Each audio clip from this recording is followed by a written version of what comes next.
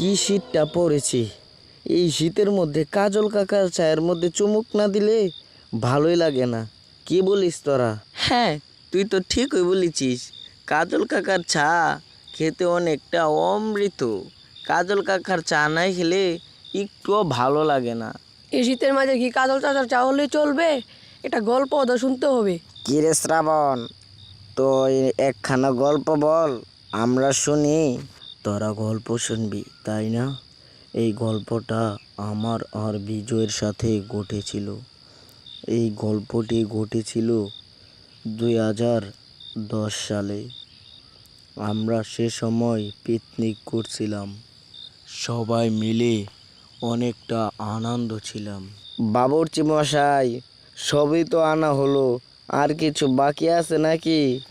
সবই তো আনা হলো, শুধু যদি কলা পাতাটা থাকতো তাহলে অনেক ভালো হতো। প্লেটের মধ্যে খাবার খেলে তেমনটা পিকনিকের মজাই আসে না। কলা পাতার মধ্যে ভুনা খিচুড়ি খেলে অনেকটা ভালো লাগে। এখন গিয়ে কলা পাতা কে আনবে?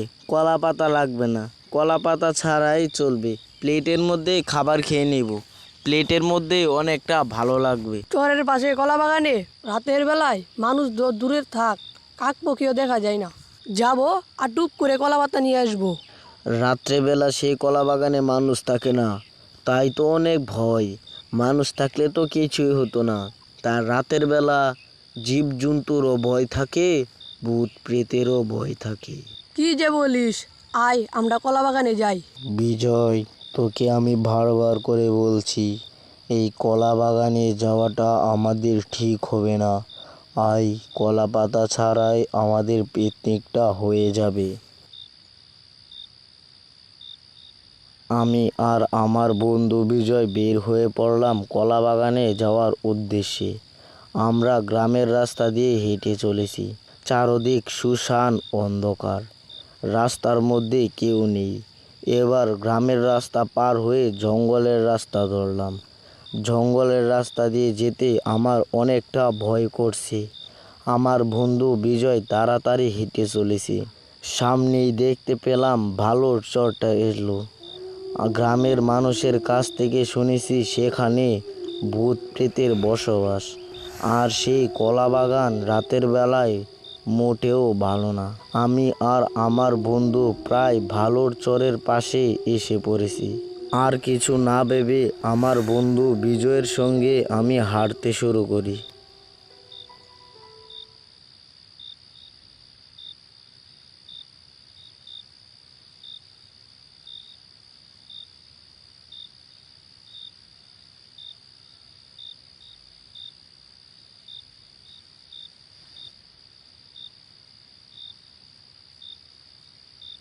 বেশ কিছু সময় ধরে আমরা হাঁটি, তারপরও যেন বালুর চরের কাছে আমরা আসতে পারছি না। আমার মন বলছে এখান থেকে বাড়ি চলে যেতে, তারপরও আমি যাচ্ছি না। আমার বন্ধু আগে আগে হাঁটছে। এখনই জঙ্গলের রাস্তাটা শেষ হয়ে যাবে, আর সামনেই ভালুর চর। সামনেই ভালুর চরের মধ্যে আমরা যেতেই আমার শরীরটা যেন শিউরে উঠল। তারপরও আমার বন্ধুর সাথে আমি হাঁটতে শুরু করি।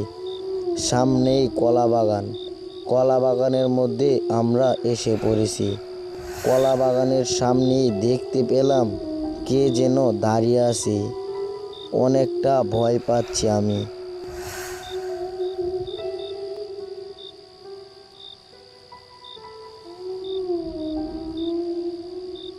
সামনে কি আছে তা দেখার জন্য আমরা হাঁটতে শুরু করি। সামনে গিয়ে দেখতে পেলাম দুটো লাল চোখ জ্বলজ্বল করছে।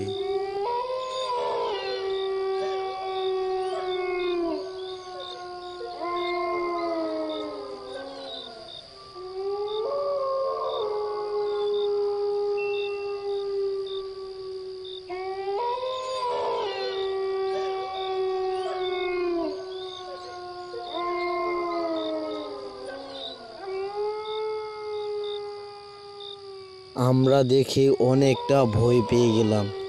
সেখান থেকে আমরা আস্তে আস্তে সরে পড়ি। কলা বাগান ছেড়ে আমরা ভালুর চরে এসে দিলাম এক দৌড়।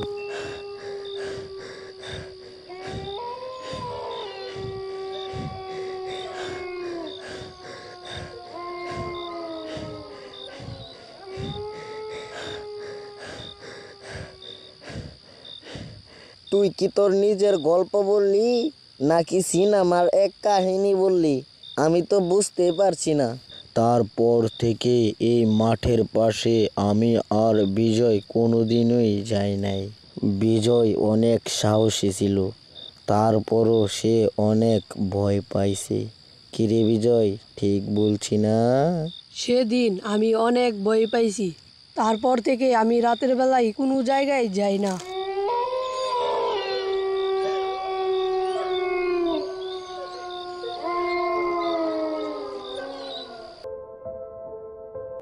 বাবা বাবা, কালকে রাত্রে তো ঝড় বৃষ্টি হয়েছে।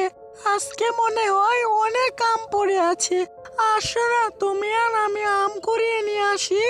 না মা, আম কোরানো ভালো না। আম কোরালে অনেক বিপদ হতে পারে। এখন আমরা এই গ্রামে নতুন এসেছি, তাও কিছু জানি না এই গ্রামের। এখন আমরা আম কোরাতে যাব না। ওগো, মেয়েটা কত করে বলছে তুমি আম কুড়াতে নিয়ে যাও। আমরা গ্রামে নতুন এসেছি, দেখে কি হয়েছে, কিচ্ছু হবে না। তুমি কিচ্ছু জানো না, তুমি এগুলো বুঝো না। তুমি এই বিষয় নিয়ে কথা বলো না। আম কোরানো ভালো নয়। আমি বারবার বলছি আম কোরানো ভালো নয়। আম কোরালে অনেক বিপদ হতে পারে। তুমি কি আশারি গল্প বলছো? মেয়েটা কত করে বলছে আম কুড়াতে, তুমি নিয়ে যাও তাকে আম কুড়াতে। তুমি বুঝতে পারছো না আম কুড়ালে কি বিপদ হতে পারে? তাহলে শোনো, আমি তখন ছোট ছিলাম। সালটা তখন 2000।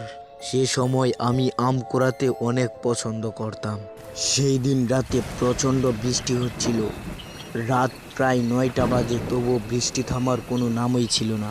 আমি বৃষ্টি থামার অপেক্ষায় আছি, তবু বৃষ্টি থামছে না। কিছুক্ষণ পায়চারি করি, আবার কিছুক্ষণ দাঁড়িয়ে থাকি, তবু বৃষ্টিটা থামছে না। বেশ কিছুক্ষণ পর বৃষ্টিটা থামলো। তারপর আমি বের হয়ে পড়লাম আম বাগানের উদ্দেশ্যে। আমি যাচ্ছি আমার বাড়ির থেকে একটু দূরেই এক আমতলা। সেই আমতলায় অনেক আম থাকে। আমি অনেক তাড়াতাড়ি হাঁটতে শুরু করি, তারপরও যেন রাস্তা শেষ হচ্ছে না। আমার মন বলছে বাড়ি ফিরে যেতে, তবু আমি হেঁটে চলেছি আম বাগানের উদ্দেশ্যে। তাড়াহুড়া করে বাড়ি থেকে টর্চ লাইটটাও আনতে ভুলে গেছি। আমি এখন হেঁটে চলেছি একা রাস্তা দিয়ে। আমার সাথে কেউ নেই, রাস্তা শুনশান। আমি গ্রামের রাস্তা দিয়ে আম বাগানে এসে পড়েছি। দেখতে পেলাম আম বাগানে একটিও আম নেই। আমি কিছুটা অবাক হলাম। বৃষ্টি থামার সঙ্গে সঙ্গেই আমি আমতলায় এসেছি, তবুও সেখানে একটিও আম নেই। আমি ভাবলাম আমার আগে কেউ এসে আম কুড়িয়ে নিয়ে গেছে। তারপর আমি হাঁটতে শুরু করি নতুন আম বাগানে যাওয়ার জন্য। মানুষ বলে সেখানে অনেক ভূত আছে। আমি এগুলো বিশ্বাস করি না। আমি হাঁটতে শুরু করি আম বাগানে যাওয়ার উদ্দেশ্যে। তারপর আমি আম বাগানে চলে গেলাম। দেখতে পেলাম সেখানে অনেক আম। দেখে আমি অনেক খুশি হয়েছি। সে সময় দেখতে পেলাম পিছন থেকে আমাকে কে যেন ডাক দিল। এই শ্রাবণ, আম কুড়াস না কেন? আম কুড়া। তারপর আমি পিছনে ঘুরতে দেখতে পেলাম সেখানে কেউ নেই। আমি ভাবলাম এটা আমার মনের ভুল, তাই আমি সেখান থেকে চলে আসি। আমি হাঁটতে শুরু করি বাড়িতে আসবো বলে। সেখান থেকে আমি কোনো আমই কুড়ালাম না। তারপর দেখতে পেলাম আবার পিছন থেকে আরেকটি ডাক আসছে। কিরে, কোথায় যাস? আম নিবি না? নিয়ে যা, আম নিয়ে যা। সে সময় আমি পিছে থাকাই। পিছনে আমি কিছুই দেখতে পারলাম না।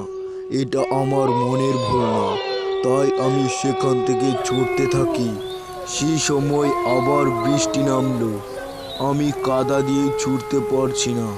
চারদিকে বাতাস। আমার মনে হচ্ছে এই যাত্রায় বেঁচে গেছি। তারপর আমি বাড়ির কাছে এসে পড়লাম। ঘরের ভেতর ঢুকবো এই সময় আমি অজ্ঞান হয়ে পড়ে গেলাম। শুনলে তো, তারপর থেকে আমি কোনোদিন আম কুড়াতে যাই না। তার জন্য আমি বলছি আম কুড়ানো ভালো না। বন্ধুরা, ভিডিওটি কেমন লাগলো অবশ্যই কমেন্ট বক্সে জানাবেন। আর এমন ইন্টারেস্টিং ভিডিও পেতে আমাদের চ্যানেলটিকে সাবস্ক্রাইব করে পাশে থাকা বেল আইকনটি প্রেস করে দিবেন। ভিডিওতে লাইক দিতে কিন্তু ভুলবেন না। আপনারা কেমন ধরনের ভিডিও পেতে চান তা অবশ্যই কমেন্টে জানাবেন। ধন্যবাদ।